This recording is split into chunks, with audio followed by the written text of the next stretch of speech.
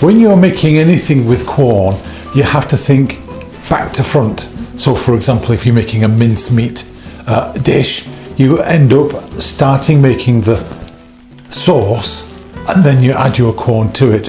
It's exactly the same when you're making Quorn-based homemade sausages.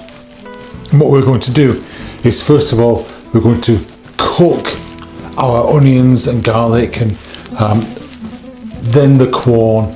We're going to add flavours to it. Quorn needs a lot of flavours, and then we're going to let that cool, and then we'll stuff it into sausages. So we're going to start off by adding a bit of oil to our pan. Not humongous amounts of oil. And then some pretty finely diced onions.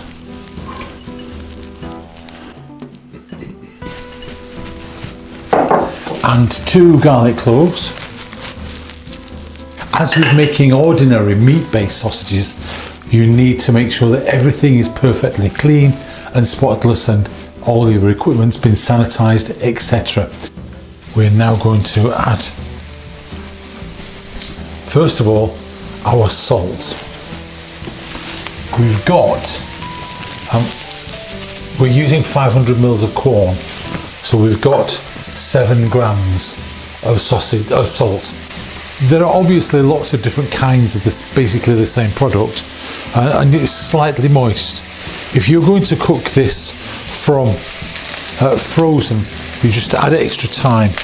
It's perfectly fine. You don't have to treat it like you would do, for example, meat. And thaw it, you can cook it from frozen. Marmite, sticky, gooey, wonderful stuff. I only found out I liked this very recently. So maybe I've got the gene after all. Now, there's some Marmite in the bottom of here, and to add more flavour, I'm going to rinse this with some balsamic vinegar. This is vegetarian balsamic vinegar, that's what it says on the bottle, but I don't know of a non-vegetarian type. About 2 tablespoons.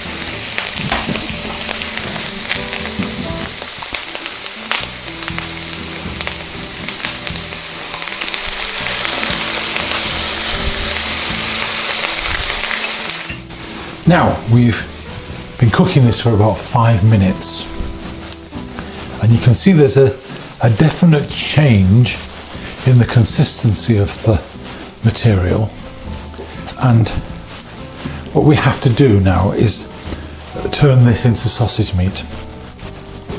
In order to do that, we're going to first of all have to let it cool. We're going to put it back into our jug, and then when we've done that, we've got to add breadcrumbs as a binding agent and also a setting agent. Now we're using egg as a setting agent. If you want to be completely vegan, then you're going to have to choose a different kind of setting agent, of which there are numerous examples. You can make aquafaba quite easily. If you get a tin of chickpeas, keep the liquid from it, put that into a pan and reduce it on a very low light, so that you've got about 1/3 of the volume left. You can add that, and that will set your sausage. So now this is ready for cooling. Obviously, if we were to add our egg now, it would set straight away, and that would be no good.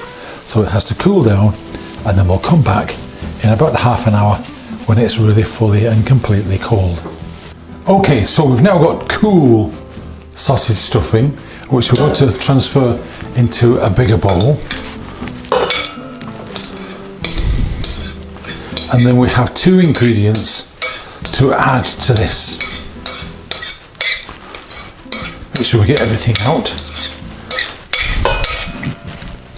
The first is 75 grams of, now these are gluten-free rusk. There's no yeast in them and there's no gluten in them.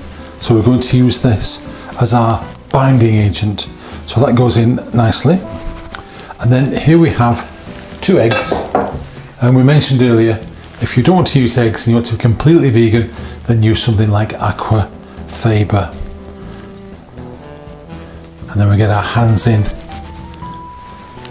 and mix the lot. Now these sausage casings, as we say, are made from seaweed, and they come on a, you can see that right in the middle there, a plastic tube, just to make it very easy to put the casing from the plastic tube onto your delivery tube of your grinder stuff or whatever it is that you're going to use. And simply all that we're going to do is unravel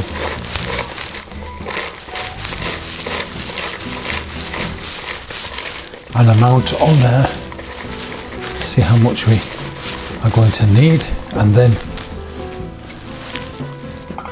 cut it off. So clean hands, a handful of sausage meat into the grinder, and we turn, and very shortly it will appear in our casing.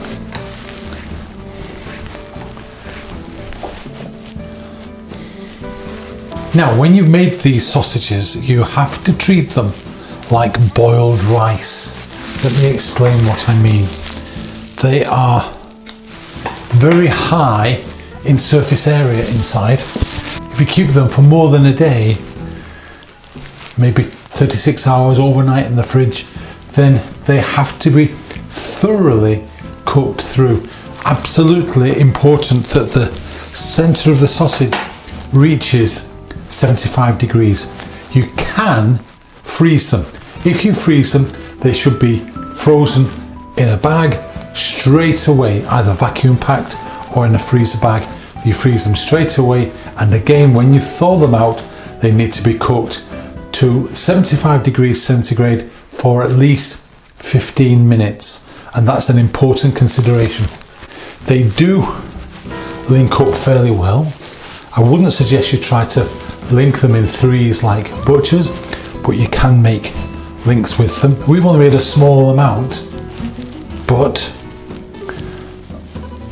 as you can see, an absolutely bona fide, simple vegetarian sausage is now possible at home.